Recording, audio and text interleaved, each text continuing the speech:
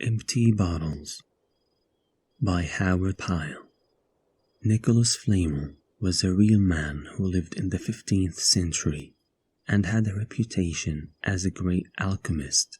It was even said he had discovered the secrets of the philosopher's stone, which supposedly turns base metals into gold and grants eternal life.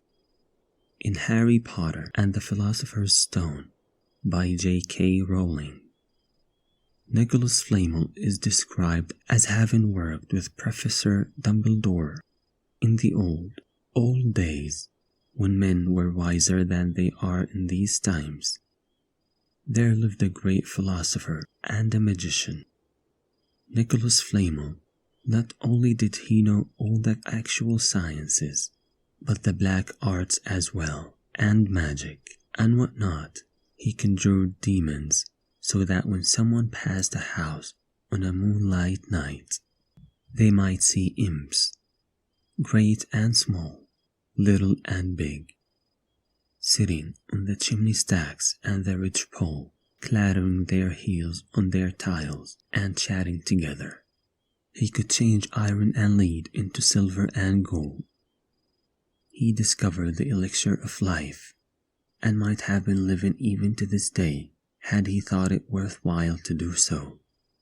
There was a student at the university whose name was Gebhardt, who was so well acquainted with algebra and geometry that he could tell at a single glance how many drops of water there were in a bottle of wine.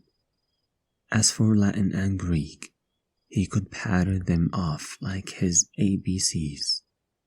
Nevertheless, he was not satisfied with the things he knew, and wanted to learn the things that no schools could teach him. So, one day, he came knocking at Nicholas Flamel's door. "Come in," said the wise man, and there Gebhardt found him sitting in the midst of his books and bottles and diagrams and dust and chemicals and cobwebs, making strange figures upon the table with straws and a piece of chalk. For you true wise man can squeeze more learning out of a straws and a piece of chalk than we common folk can get out of all the books in the world. No one else was in the room but the wise man's servant, whose name was Papit. "What is it that you want?" said the wise man, looking at Gebhardt over the rim of his spectacles. "Master," said Gebhardt, "I have studied day after day at the university, and from early in the morning until late at night, so that my head has hummed and my eyes were sore. Yet I have not learned those things that I wish most of all to know, the arts that no one but you can teach. Will you take me as your pupil?" The wise man shook his head. "Many would like to be as wise as that," said he, "and few there be who can become so. Now tell me, suppose all the riches of the world were offered to you. Would you rather be wise?" "Yes." "Suppose you might have all the rank and power of a king or of an emperor. Would you rather be wise?" "Yes." "Suppose I undertook to teach you. Would you give up everything of joy and of pleasure to follow me?" "Yes." "Perhaps you are hungry," said the master. "Yes," said the student, "I am." "Then, Papit, you may bring some bread and cheese." It seemed to Gebhardt that he had learned all that Nicholas Flamel had to teach him. It was the grey of dawn, and the master took the pupil by the hand and led him up to the rickety stairs, to the roof of the house, where nothing was to be seen but grey sky, high roofs and chimney stacks from which the smoke rose straight into the still air. "Now," said the master, "I have taught you nearly all the science that I know, and the time has come to show you the wonderful thing that has been waiting for us from the beginning when time was. You have given up wealth and the world and pleasure and joy and love for the sake of wisdom. Now, then comes the last test, whether you can remain faithful to me to the end. If you fail in it, all is lost that you have gained." After he said that, he stripped his cloak away from his shoulders and laid bare the skin. Then he took a blade of red liquor and began batting his shoulder blades with it. And as Gebhardt looked, he saw two little lumps bud out upon the smooth skin, and then grew and grew and grew until they became two great wings, as white as snow.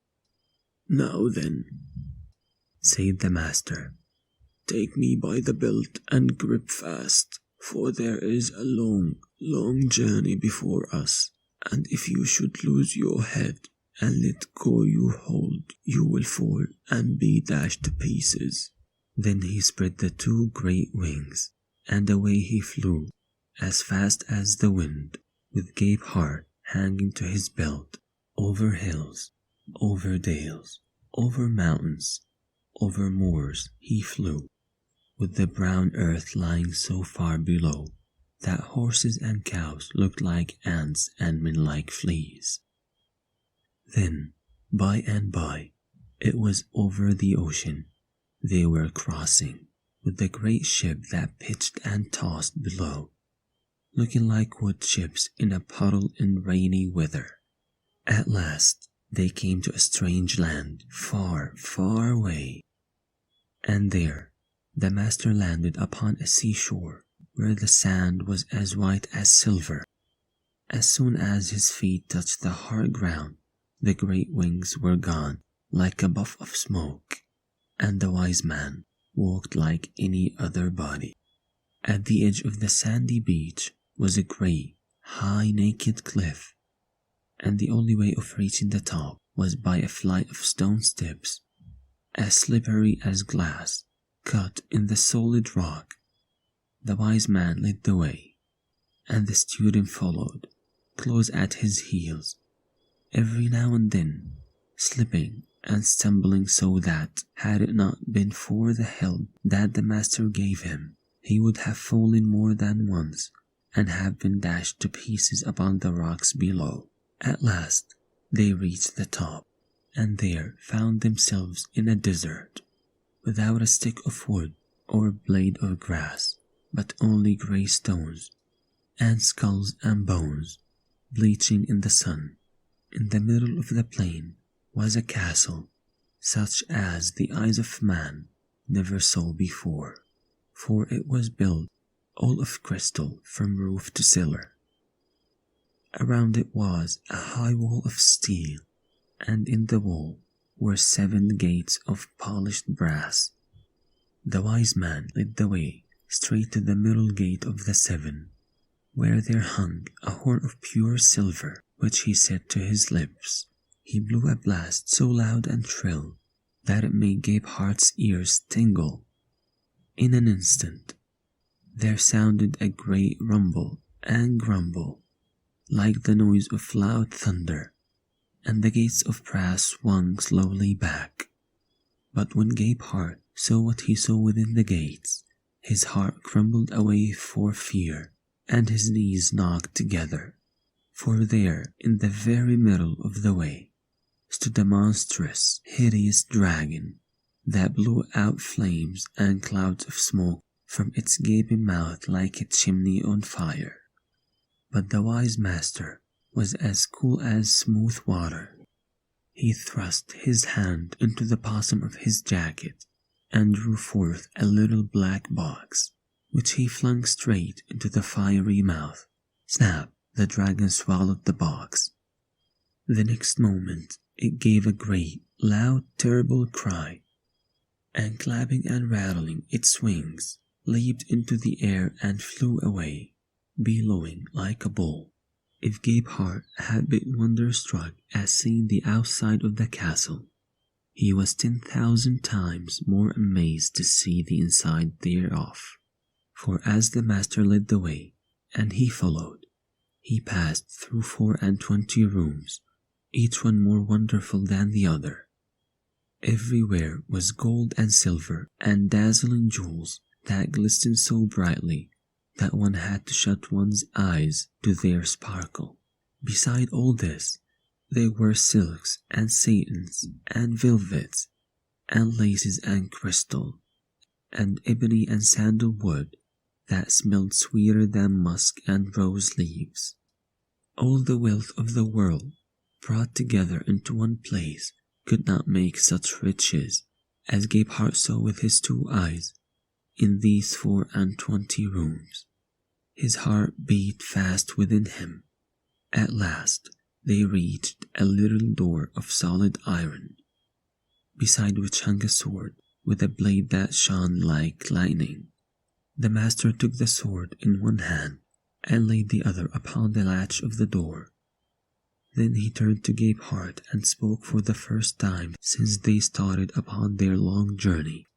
"In this room," said he, "you will see a strange thing happen, and in a little while I shall be as one dead. As soon as that comes to pass, go straight away through the room beyond, where you will find upon a marble table a goblet of water and a silver dagger. Touch nothing else, and look at nothing else, for if you do, all will be lost to both of us. Bring the water straight away, and sprinkle my face with it, and when that is done, you and I will be the wisest and greatest men that ever lived, for I will make you equal to myself in all that I know. So now, swear to do what I have just bid you, and not turn aside a hair's breadth in the going and the coming." "I swear," said Gebhardt, and crossed his heart. Then the master opened the door and entered, with Gebhardt close at his heels. In the center of the room was a great red cockerel with eyes that shone like sparkle of fire. As soon as it saw the master, it flew at him, screaming fearfully and spitting out darts of fire that blazed and sparkled like lightning. It was a dreadful battle between the master and the cockerel.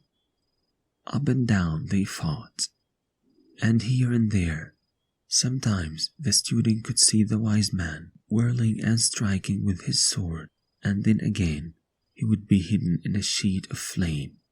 But after a while he made a lucky stroke, and off flew the cockerel's head.